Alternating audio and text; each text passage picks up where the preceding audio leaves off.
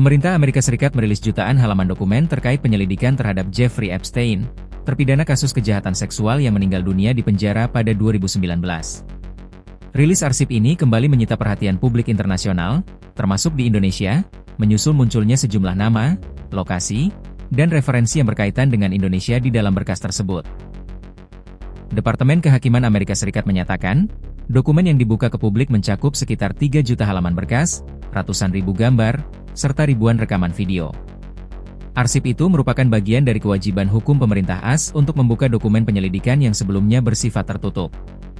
Sejumlah media internasional menekankan bahwa isi dokumen Epstein tidak bersifat tunggal atau seragam. Arsip tersebut memuat korespondensi, catatan internal, laporan pihak ketiga, hingga daftar bacaan dan referensi. Karena itu, tidak semua nama atau entitas yang tercantum dapat diartikan sebagai pihak yang terlibat langsung dalam tindak pidana. Dalam konteks Indonesia, perhatian publik tertuju pada penyebutan beberapa nama tokoh, perusahaan, serta lokasi seperti Bali dan Jakarta. Bali disebut dalam konteks korespondensi perjalanan dan logistik, sementara Jakarta muncul dalam catatan pertemuan yang dilaporkan oleh pihak ketiga. Hingga kini, tidak ada penjelasan resmi dalam dokumen yang menyimpulkan terjadinya tindak pidana di wilayah Indonesia. Dokumen tersebut juga memuat rujukan mengenai seorang pengusaha asal Indonesia yang digambarkan memiliki relasi bisnis internasional. Namun, pengamat menegaskan bahwa deskripsi semacam itu perlu dibaca secara hati-hati karena tidak disertai putusan pengadilan atau verifikasi fakta hukum. Selain itu, terdapat klaim dalam dokumen mengenai transaksi properti yang dikaitkan dengan aset milik mantan Presiden Amerika Serikat Donald Trump. Sejumlah analis mengingatkan bahwa dokumen penyelidikan kerap memuat narasi sepihak dan laporan mentah yang belum tentu mencerminkan fakta yang telah diuji di pengadilan. Pakar Hukum Pidana Internasional dari Universitas Indonesia, Profesor Hikmahanto Juwana, menilai publik perlu membedakan secara tegas antara disebut dalam dokumen dan terbukti secara hukum. Menurutnya, dalam penyelidikan berskala besar, nama seseorang bisa muncul karena banyak faktor, mulai dari referensi berita, laporan intelijen mentah, hingga catatan administratif. Dokumen penyelidikan bukan vonis.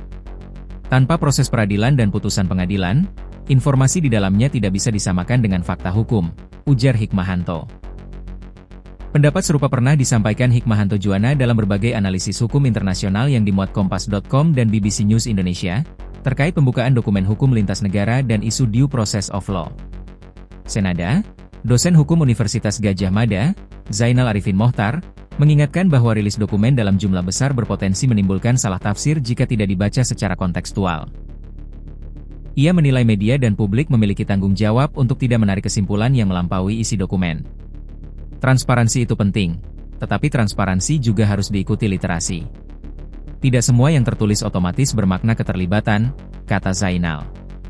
Pandangan Zainal Arifin Mohtar mengenai transparansi, dokumen negara, dan potensi salah tafsir publik kerap dimuat dalam Tempo.co, Kompas.com, serta diskusi publik yang dilaporkan media nasional.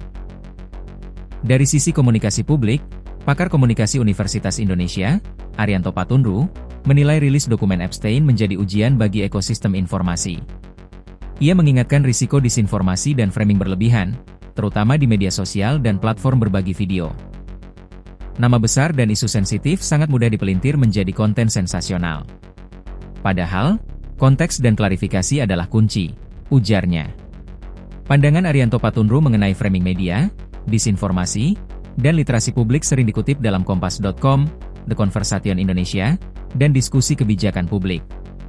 Dokumen Epstein juga kembali menyinggung relasi almarhum dengan sejumlah tokoh global, termasuk politisi, pengusaha, dan figur publik dari berbagai negara. Namun, Departemen Kehakiman AS menegaskan bahwa sebagian arsip tersebut berisi laporan masyarakat dan klaim yang belum diuji kebenarannya. Sejumlah pihak yang namanya disebut, baik secara langsung maupun tidak langsung, sebelumnya telah membantah keterlibatan dalam kejahatan Epstein. Mereka menyatakan bahwa hubungan yang pernah ada, jika ada, bersifat profesional atau sosial dan terjadi sebelum kasus pidana Epstein terungkap ke publik. Di Indonesia, Kementerian Luar Negeri RI belum mengeluarkan pernyataan resmi terkait penyebutan Indonesia dalam dokumen tersebut. Meski demikian, sumber diplomatik menyebutkan pemerintah terus memantau perkembangan dan memastikan tidak ada implikasi hukum terhadap kepentingan nasional. Kasus Epstein sendiri hingga kini masih menyisakan banyak pertanyaan. Epstein meninggal dunia di dalam tahanan federal pada Agustus 2019, sebelum menjalani persidangan. Kematian itu memicu berbagai spekulasi, meski otoritas AS menyatakan penyebabnya adalah bunuh diri. Rilis dokumen terbaru ini juga memunculkan perdebatan tentang transparansi, privasi, dan batas etika publikasi. Sejumlah organisasi media internasional memilih melaporkan isi arsip secara selektif dengan menekankan konteks, verifikasi, serta klarifikasi dari pihak-pihak terkait. Bagi publik Indonesia, para pakar menilai rilis dokumen Epstein seharusnya menjadi pengingat pentingnya literasi informasi. Kehadiran nama atau lokasi dalam arsip resmi tidak serta-merta dapat dijadikan dasar tuduhan tanpa proses hukum. Dengan demikian, meskipun pembukaan dokumen Epstein kembali mengguncang perhatian global dan menyeret banyak nama, proses hukum, verifikasi, dan kehati-hatian tetap menjadi rujukan utama dalam menilai setiap klaim yang beredar.